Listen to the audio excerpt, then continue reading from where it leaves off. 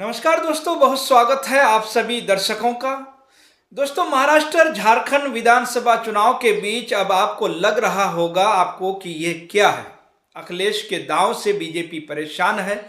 महाराष्ट्र और झारखंड में क्या कोई दांव है? बिल्कुल नहीं दोस्तों, ये दांव उत्तर प्रदेश में है, क्योंकि भूलिए मत उत्तर प्रदेश में 9 सीटों पर विधानसभा का उपचुनाव होना है। 13 नवंबर को वोटिंग है और 23 नवंबर को नतीजे आने हैं। अब आप जहन में ये सवाल आपके जहन में होगा कि आखिर अखिलेश यादव ने वो कौन सा दांव चल दिया है, ये कौन सा दांव है जिसकी वजह से भारतीय जनता पार्टी इस वक्त मुश्किल में पड़ती हुई नजर आ रही है। दोस्तों, अखिलेश यादव ने उत्तर प्रदेश में 2024 में पीडीए कार्ड चला। पीडीए कार्ड इतना हिट हुआ कि 37 सीटों पर समाजवादी पार्टी और 6 सीटों पर कांग्रेस चुनाव जीत गई और भारतीय जनता पार्टी महज 33 सीटों पर सिमट कर रह गई। अब उपचुनाव में भी अखिलेश यादव ने इस वक्त पीडीए का दांव चल दिया है। पीडीए का कार्ड चला, लेकिन उसके साथ साथ दोस्तों एक और चीज जोड़ दी है। वो क्या जोड़ा है? दरअसल अखिलेश यादव ने जोड़ा है दोस्तों महिला कार्ड। जी हाँ दोस्तों, अखिलेश यादव जानते हैं कि उत्तर प्रदेश में महिला वोटर्स गेम चेंजर हैं, आज भी कल भी 2027 में भी। और इसी वजह से जिन 9 सीटों पर उपचुनाव होना है, उन 9 सीटों में से 5 सीटों पर अखिलेश यादव ने महिला प्रत्याशी उतारी हैं। जी हाँ दोस्तों, महिला कैंडिडेट अखिलेश यादव जानते हैं कि महिलाओं के साथ महिला वोटर्स एक स्वाभाविक रूप से है कि जुड़ाव होगा ही होगा। उसके साथ समाजवादी पार्टी और कांग्रेस का ये गठबंधन अखिलेश यादव का vote bank Bharatiya Janata party के लिए कितनी मुश्किल होगी दोस्तों, मैं आगे आपको बताऊंगा, आपको सुनवाऊंगा, आगे भी बढ़ूंगा। लेकिन उससे पहले मैं ये चाहता हूं कि आप अखिलेश यादव का एक बयान सुन लें। अखिलेश यादव ने करहल की धरती से कहा है कि उपचुनाव में भारतीय जनता पार्टी की महाहार होने जा रही है। और जब सवाल करहल पर भी हुआ तो अखिलेश यादव ने कह दिया कि ये जो परिवारवाद पर आरोप लगाने वाले लोग थे, ये अब रिश्तेदारवादी कैसे हो गए। ऐतिहासिक हार होगी भारतीय जनता पार्टी की और अब परिवारवाद लोग रिश्तेदारवादी हो गए। क्या कहा अखिलेश यादव ने, उस बात को आप पहले सुन लीजिए, फिर आपको आगे की बात हम बताएंगे। हार जाएंगे तो कोई ना कोई तिगड़म करो, कोई ना कोई ऐसा संदेश दो जिसका समाजवादी पार्टी के लोग जवाब ही देते रहे। ये लोग तो परिवारवाद के खिलाफ वाले लोग थे, याद करो आप। जो लोग परिवारवाद के खिलाफ थे आज रिश्तेदारवादी कैसे हो गए, सोचिए आप। जो लोग परिवारवाद के खिलाफ थे वो रिश्तेदारवादी निकले।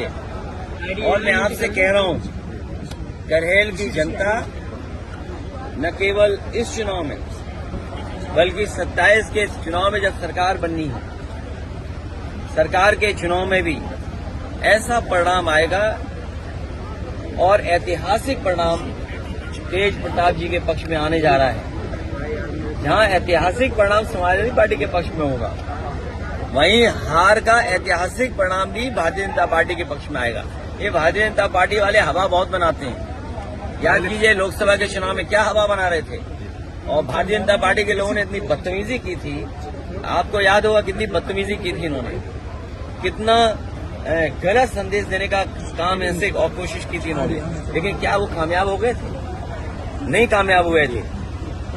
और ये सरकार तो वो है जो किसान को खाद नहीं दे पा रही, डीएपी नहीं दे पा रही, महंगे बिजली का बिल दे रहा है। मैं आज भी आपसे कह रहा हूं, इस सरकार के किसी भी जिम्मेदार पदाधिकारी, मंत्री, अधिकारी से पूछो, अगर तुमने बिजली का कारखाना उत्तर प्रदेश में लगाया हो तो बता दिए। जो कुछ बिजली आ रही है, जो कुछ इंफ्रास्ट्रक्चर है, वो उसी समय के देन है।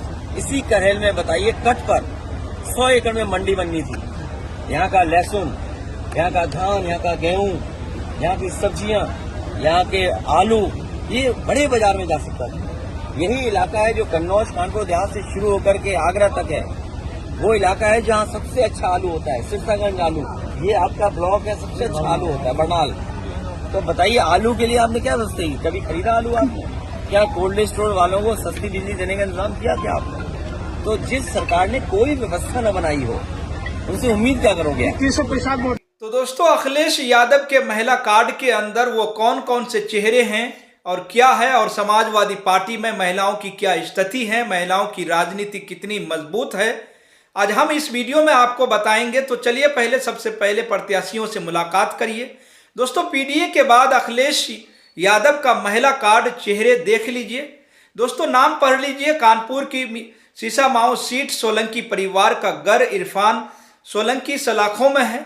17 साल लगातार विधायक रहे। उनके पिता हाजी मुश्ताक सोलंकी वो भी विधायक रहे और अब परिवार की राजनीतिक जिम्मेदारी आई है।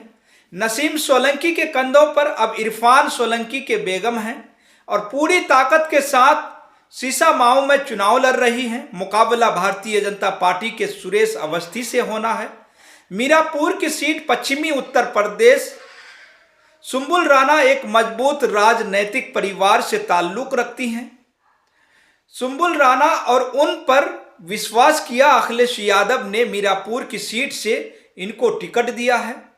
शोभावती वर्मा अंबेडकर नगर की कटहरी सीट से इनके पति लालजी वर्मा सांसद बन गए। सीट खाली हुई। अखिलेश यादव ने शोभावती वर्मा को टिकट दे दिया कटहरी की सीट से। और अब आइए दोस्तों, डॉक्टर चारू कौन दलित समाज से ताल्लुक रखती हैं।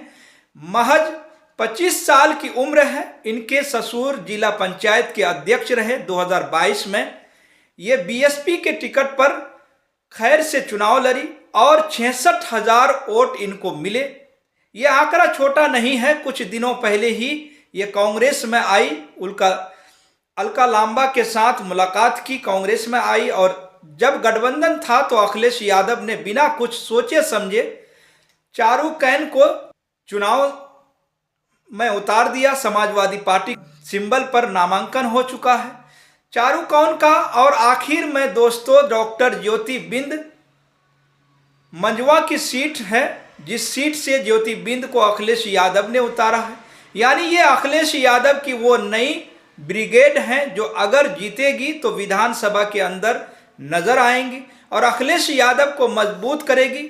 अभी भी और 2027 के चुनाव में लीक में समाजवादी पार्टी उत्तर प्रदेश में और देश की राजनीति में कितनी मजबूत। समाजवादी पार्टी के महिला चेहरे कौन कौन से चेहरे हैं जो समाजवादी पार्टी में अभी हैं, महिला चेहरे हैं, मजबूत हैं। सबसे पहले दोस्तों, डिंपल यादव, मैनपुरी की सांसद अखिलेश यादव की पत्नी। मुलायम सिंह यादव की बहू डिंपल यादव मैनपुरी से सांसद हैं। पहले कन्नौज से 2 बार सांसद रही और अब दूसरी बार मैनपुरी से सांसद हैं। उनके बगल में महज 26 साल की प्रिया सरोज, तूफानी सरोज की बेटी प्रिया सरोज पेशे से वकालत करती हैं।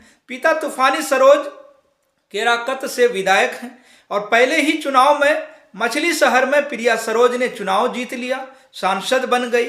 लगातार अपने इलाके में अपने लोगों के बीच में एक्टिव रहती हैं, उनके लिए काम करती हैं।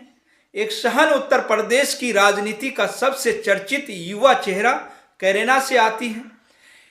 एक राजनैतिक परिवार से ताल्लुक रखती हैं। मुनव्वर हसन की बेटी नाहिद हसन की बहन और तबस्सुम राना इनकी माँ। तबस्सुम हसन, इकरा हसन इनकी माँ हैं। वो भी सांसद रही। इकरा हसन पहला चुनाव लड़ी, कैरेना से सांसद बनी। आप सोचिए, कभी जिला पंचायत सदस्य का चुनाव हार गई थी। किसी ने नहीं सोचा था कि इकरा हसन इतनी मजबूती के साथ महज 3 साल के अंदर सांसद बनकर दिल्ली में बैठेंगे, लोकसभा में कैरेना की आवाज को बुलंद करेंगी। रुचि वरा पूर्व विधायक रही, पहले विधायक थी। पूरा नाम कुरानी रुचि वरा, एक राज परिवार से ताल्लुक रखती हैं। मुरादाबाद से चुनाव लड़ी, राजनीति आंवला में करती थी, बरेली की राजनीति करती थी। मुरादाबाद में अखिलेश यादव ने उतार दिया और देखिए अखिलेश यादव का कार्ड जो है हिट हो गया। रुचि वरा सांसद बन गई। ये भी समाजवादी पार्टी का है, मजबूत चेहरा है।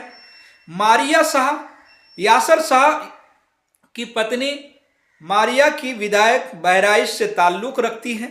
लोगों के बीच में बहुत सक्रिय रहती हैं, विधायक हैं, उत्तर प्रदेश की विधानसभा में आपको नजर आती हैं। डॉक्टर रागिनी सोनकर उत्तर प्रदेश की राजनीति में सबसे चर्चित विधायक। सत्र चल रहा हो, सदन में सबसे ज्यादा सवाल पूछना अगर कोई पूछ रहा हो तो वह रागिनी सोनकर हैं। इनके पिता भी राजनीति में सक्रिय हैं कि बहन आंचल वर्मा भी समाजवादी पार्टी की राजनीति में सक्रिय हैं। वो भी विधानसभा का चुनाव लड़ चुकी हैं, हालांकि वह हार गई थी और एक बार फिर 2027 के लिए वह मेहनत कर रही हैं। वो भी समाजवादी पार्टी का महिला चेहरा है। पूजा सरोज आजमगढ़ मेहननगर की सीट, वहां से विधायक 2022 में जीती। बेहद विनम्र, बेहद शालीनी चेहरा है। समाजवादी पार्टी की राजनीति का पूजा सरोज यानी उत्तर प्रदेश में ये वो तमाम चेहरे हैं दोस्तों जो आज की तारीख में अखिलेश यादव को मजबूत करते हैं। और 23 नवंबर के बाद अगर तस्वीर बदली तो इन महिला चेहरों में ये 5 चेहरे भी आप जुड़े हुए नजर आएंगे। यानी इसलिए दोस्तों मैं कह रहा हूं कि अखिलेश यादव का ये महिला कार्ड उत्तर प्रदेश में समाजवादी पार्टी को और भी मजबूत कर सकता है। फिलहाल मेरे साथ दोस्तों इस वीडियो में इतना ही। आपकी जो भी राय हो, आपकी अपनी राय जो भी हो, आप अपनी राय कमेंट बॉक्स में हमें ज़रूर दीजिएगा। और जितना हो सके चैनल को ज़्यादा से ज़्यादा शेयर भी करें, सब्सक्राइब भी करें। फिलहाल दोस्तों इस खबर में इतना ही, फिर मिलेंगे अगली खबरों के साथ। आप सभी का बहुत बहुत शुक्रिया, धन्यवाद।